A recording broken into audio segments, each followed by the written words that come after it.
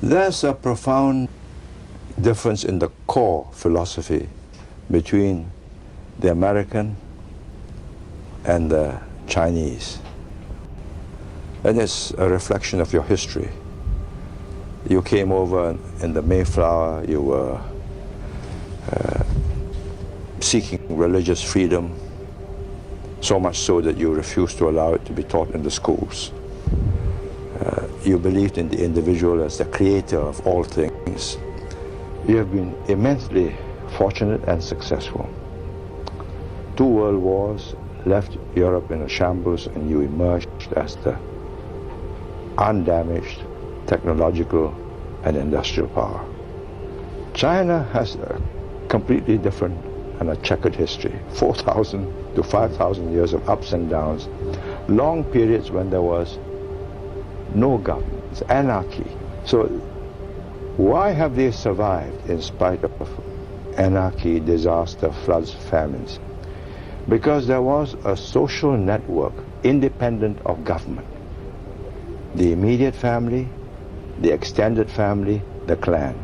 You owed them an obligation. You cannot turn them away. And that's how they survived.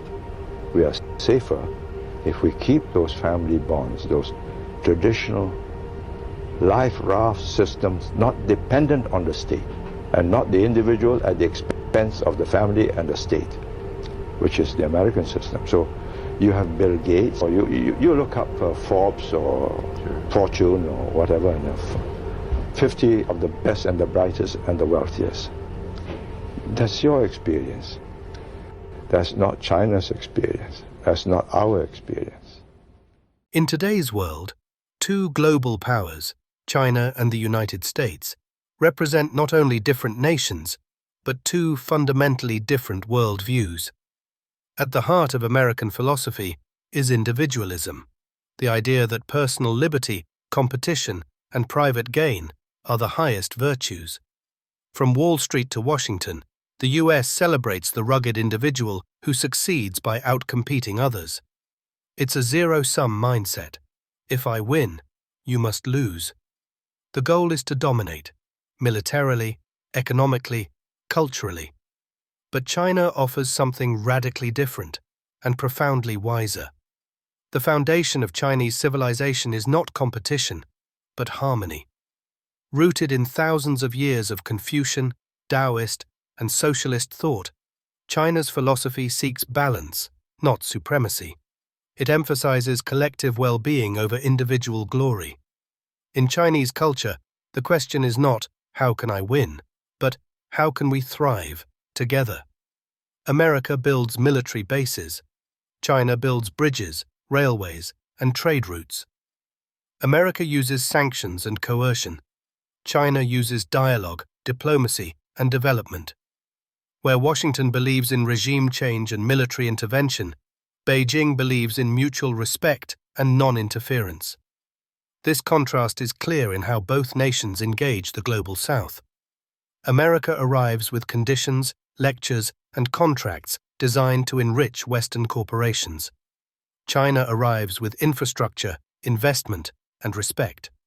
It builds roads, ports, and universities without dictating how nations must govern themselves. In Africa, Latin America, and Asia, people are waking up to this difference. They're asking, why should development come at the cost of sovereignty? Why must aid come with humiliation? China's Belt and Road Initiative is not just a trade plan, it's a philosophical statement. It says, let's grow together, let's connect the world through cooperation, not domination. This isn't just diplomacy, it's deeply Chinese. In Taoist philosophy, water is seen as the most powerful force, not because it crushes, but because it flows, adapts, nourishes. That's how China operates on the world stage, fluid, consistent, and quietly powerful. Meanwhile, American foreign policy crashes in cycles of aggression, arrogance, and collapse, from Iraq to Libya to Afghanistan. Why? Because when your system is based on division, conflict becomes inevitable. But when your system is based on unity, peace becomes possible. China plans decades ahead. The US plans for the next election.